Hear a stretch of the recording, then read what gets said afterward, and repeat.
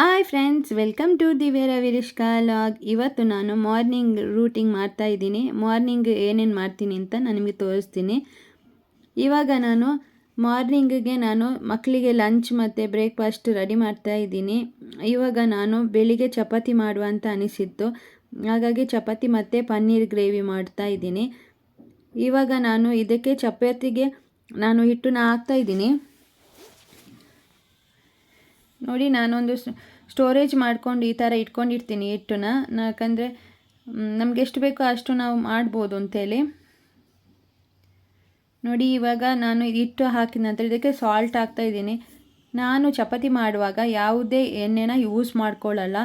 Chapati fry ಮಾಡುವಾಗ ಮಾತ್ರ ಎಣ್ಣೆನ ಯೂಸ್ ಮಾಡ್ತೀನಿ ಹೊರತು ಹಿಟ್ಟು ಕಲಸುವಾಗ ಯಾವುದೇ ಎಣ್ಣೆ ಅಥವಾ ಯಾವುದೇ ತುಪ್ಪ ಯೂಸ್ ಮಾಡಲ್ಲ. ಯಾಕಂದರೆ ಹೇಳಿದರೆ ನನಗೆ ಅದು ಇಷ್ಟ ಆಗಲ್ಲ.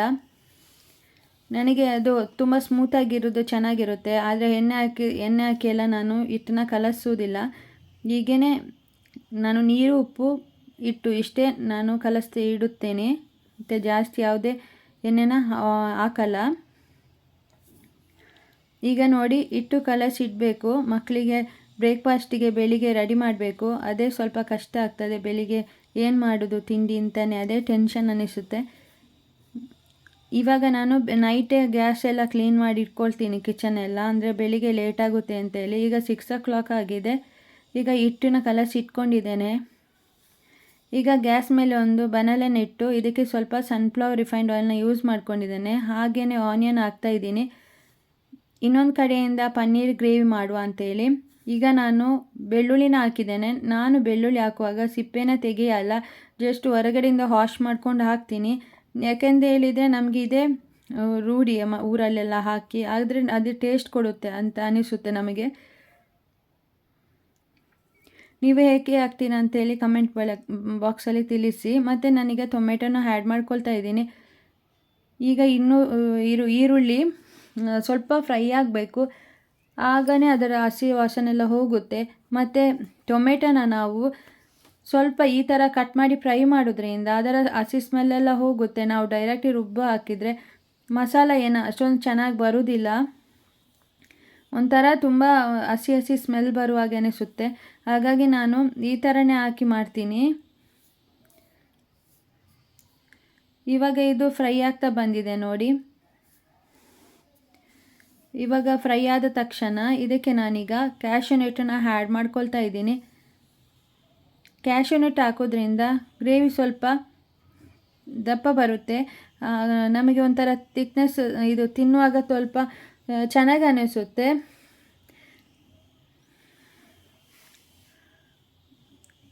ಇವಾಗ ನೋಡಿ, ಇದು ಫ್ರೈ ಆದ ನಂತರ ಇದನ್ನು ನಾನೀಗ ಮಿಕ್ಸಿ ಜಾರಿಗೆ ಆ್ಯಡ್ ಮಾಡ್ಕೊಳ್ತಾ ಇದ್ದೀನಿ.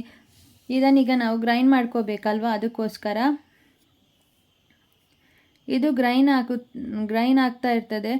ಅಷ್ಟೊತ್ತಿಗೆ ನಾನು ಚಪಾತಿನ ಲಟ್ಟಿಸಿಡ್ತಾ ಇರ್ತೀನಿ.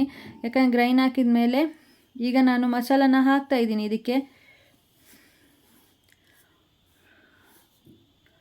ಇದಕ್ಕೆ ನಾನೀಗ ಗೀ ಹಾಕ್ತೀನಿ, ಬೇಕಿದ್ರೆ ನೀವು ಬಟರು ಹಾಕ್ಬೋದು.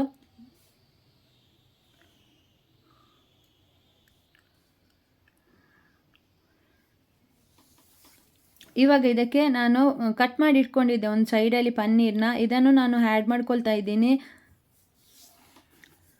ನೋಡಿ, ಗೀ ಬಿಸಿ ಆಗ್ತಾ ಬಂದುವಾಗ ನಾನು ಈಗ ಪನ್ನೀರ್ನ ಆ್ಯಡ್ ಮಾಡ್ಕೊಳ್ತೀನಿ. ನಾನು ನಂದಿನಿ ಪನ್ನೀರ್ನ ತಗೊಂಡಿದ್ದೇನೆ. ನಂದಿನಿ ಪನ್ನೀರು ಒಂದು ಸಲ ಟೇಸ್ಟ್ ಮಾಡಿದೆ, ನನಗೆ ಇಷ್ಟ ಅಂತ ಅನಿಸಿತು, ಅದಕ್ಕೋಸ್ಕರ ನಾನು ತಗೊಂಡಿದ್ದೇನೆ.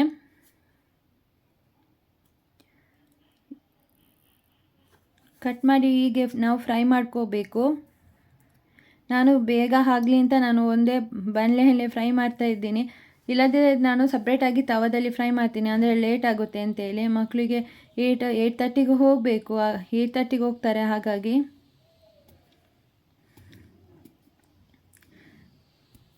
ಇವಾಗ ಇದು ಫ್ರೈ ಆಗಿ ಸ್ವಲ್ಪ ಹೀಗೇ ಫ್ರೈ ಆಗಲಿ. ಒಂದು ಸೈಡ್ ಫ್ರೈ ಆದಾಗ ಅದು ನಮಗೆ ಹುಡಿ ಅನಿಸಲ್ಲ. ಕೆಲವು ಸಲ ಪನ್ನೀರು ಸ್ವಲ್ಪ ಹುಡಿ ಅನಿಸುತ್ತೆ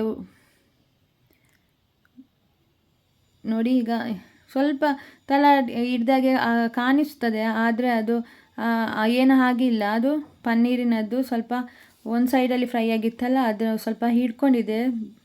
ಬಾಣಲೆನ. ಇವಾಗ ಇದಕ್ಕೆ ನಾನು ಗ್ರೇವಿನ ಹಾಕ್ತಾಯಿದ್ದೀನಿ. ನಾನು ಗ್ರೇವಿ ರುಬ್ಬಿಕೊಂಡಿದ್ದೆ ಅಲ್ಲ, ಟೊಮೆಟೊ, ಈರುಳ್ಳಿ ಮತ್ತು ಬೆಳ್ಳುಳ್ಳಿ, ಕ್ಯಾಶ್ಯೂನಟ್ಟು, ಇದನ್ನು ನಾನು ಇದಕ್ಕೆ ಆ್ಯಡ್ ಮಾಡ್ಕೊಳ್ತಾ ಇದ್ದೀನಿ. ಈಗ ನಾನು ಮಿಕ್ಸ್ ಜಾರಲ್ಲಿ ಸ್ವಲ್ಪ ನೀರು ಹಾಕಿ ಆ ನೀರನ್ನ ಇದಕ್ಕೆ ಆ್ಯಡ್ ಮಾಡ್ಕೊಳ್ತೀನಿ. ಯಾಕಂದರೆ ಗ್ರೇವಿ ತುಂಬ ಗಟ್ಟಿ ಬಂದರೂ ಚೆನ್ನಾಗಿರಲ್ಲ. ಇವಾಗ ಸ್ವಲ್ಪ ಕುದಿ ಬರಬೇಕಲ್ಲ, ಕುದಿ ಆದಾಗ ಅದು ಸ್ವಲ್ಪ ಕಡಿಮೆ ಆಗುತ್ತೆ ಗ್ರೇವಿ. ನಾವು ತುಂಬ ಎಷ್ಟು ಕುದಿಸ್ತೀವಿ ಅಷ್ಟು ಗ್ರೇವಿ ಕಮ್ಮಿ ಆಗ್ತಾ ಬರ್ತದೆ. ಇವಾಗ ಇದು ನೋಡಿ ತುಂಬ ಕುದಿದಿದೆ ಎಣ್ಣೆ ನೋಡಿ ಸೈಡಲ್ಲಿ. ಇವಾಗಿದು ಸ್ವಲ್ಪ ಪನ್ನೀರು ಹಿಡೀಲಿ, ಸ್ವಲ್ಪ ಖಾರ ಉಪ್ಪೆಲ್ಲ ಹಿಡಿಬೇಕು. ಆಗ ನಾನು ಬಟಾಣಿನ ಬೇಯಿಸಿಟ್ಕೊಂಡಿದ್ದೆ ಸೈಡಲ್ಲಿ. ಈಗ ನಾನು ಅದನ್ನು ಆ್ಯಡ್ ಮಾಡ್ಕೊಳ್ತಾ ಇದ್ದೀನಿ. ಬಟಾಣಿ ಮತ್ತು ಪನ್ನೀರು ತುಂಬ ಚೆನ್ನಾಗಿರುತ್ತೆ, ಕಾಂಬಿನೇಷನ್ ಚೆನ್ನಾಗಿರುತ್ತೆ.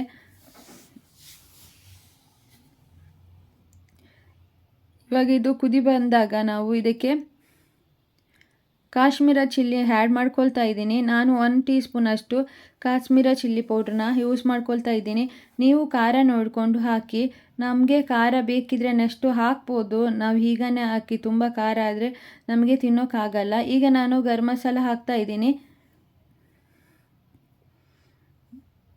ಗರಂ ಮಸಾಲ 1 ಟೀ ಸ್ಪೂನಷ್ಟು ನಾನು ತಗೊಂಡಿದ್ದು.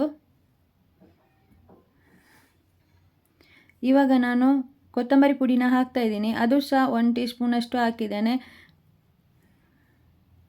ನಾನು ಯಾವ ಸ್ಪೂನಲ್ಲಿ ಹಾಕಿದ್ದೇನೆ ಅದರಲ್ಲಿ ನಾನು ಹೇಳ್ತಾ ಇರೋದು.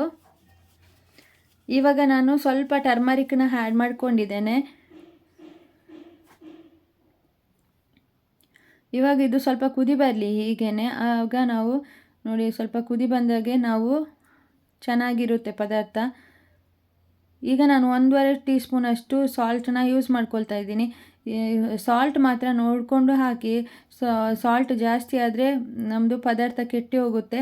ಹಾಗಾಗಿ ನಾವು ಫಸ್ಟ್ ಸ್ವಲ್ಪ ಕಮ್ಮಿ ಹಾಕಿದರೂ ಪರವಾಗಿಲ್ಲ, ಮತ್ತು ಟೇಸ್ಟು ನೋಡಿ ನಾವು ಆ್ಯಡ್ ಮಾಡ್ಕೋಬೋದು ಉಪ್ಪನ್ನ.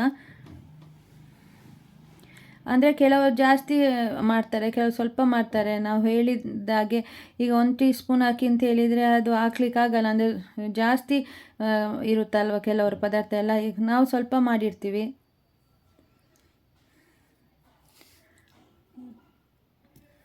ನೋಡಿ ಇವಾಗ ಈ ಥರ ಬಂದಿದೆ ನೋಡಿ ಥಿಕ್ನೆಸ್ಸು, ಈ ಥರ ಇರಬೇಕು. ಈಗ ನಾನು ಸ್ವಲ್ಪ ಒಂದು 5 ಮಿನಿಟ್ಸ್ನ ಇದು ಕುದಿ ಬರುತ್ತೆ. 5 ಮಿನಿಟ್ಸ್ ಸಾಕಾಗುತ್ತೆ. ನಾನೀಗ ಲಿಡ್ ಹಾಕಿದ್ದೇನೆ. ಈಗ ಕುದಿ ಬರ್ತಾ ಇದೆ ನೋಡಿ. ಇದು ನಮಗೆ ಮಿಡ್ಲಲ್ಲಿ ಕುದಿ ಬಂದಾಗ ಪರ್ಫೆಕ್ಟ್ ಆಗಿದೆ ಅಂತ ಅರ್ಥ. ಇವಾಗ ನಾನು ಇದಕ್ಕೆ ಕೊತ್ತಂಬರಿ ಸೊಪ್ಪನ್ನ ಆ್ಯಡ್ ಮಾಡ್ಕೊಳ್ತಾ ಇದ್ದೀನಿ. ಉಪ್ಪು ಸರಿ ಇಲ್ಲದಾಗ ಅಥವಾ ಉಪ್ಪು ಸರಿ ಇದ್ದಾಗ ಗೊತ್ತಾಗುತ್ತೆ ನಮಗೆ. ಮಿಡ್ಲಲ್ಲಿ ಕುದಿ ಬರಬೇಕು ಅಂತ ಹೇಳ್ತಾ ಇದ್ರು ಮೊದಲು ನಮ್ಮಮ್ಮನವರೆಲ್ಲ, ಹಾಗಾಗಿ ನಂಗೆ ಗೊತ್ತು.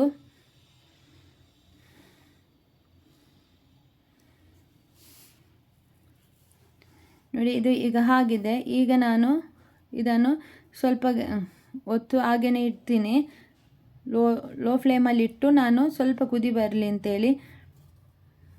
ನೋಡಿ ಸ್ವಲ್ಪ ಇದೀಗ ಆಯಿತು. ಇವಾಗ ನಾನು ಇನ್ನೊಂದು ಕಡೆಯಿಂದ ಚಪಾತಿಗೆ ಫ್ರೈ ಮಾಡ್ಕೊಳ್ತಾ ಇದ್ದೀನಿ. ಈಗ ನಾನು ಚಪಾತಿ ಫ್ರೈ ಮಾಡುವಾಗ ನಾನು ಸ್ವಲ್ಪ ಎಣ್ಣೆನ ಯೂಸ್ ಮಾಡ್ಕೊಳ್ತೀನಿ.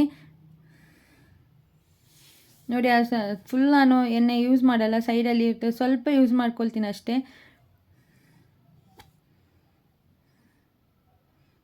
ನೋಡಿ ಈ ಥರ ಬಂದರೆ ಸಾಕಾಗುತ್ತೆ. ನನಗೆ ತುಂಬ ಎಣ್ಣೆ ಅದು ತಿಂದು ಚಪಾತಿ ಇಷ್ಟ ಆಗಲ್ಲ.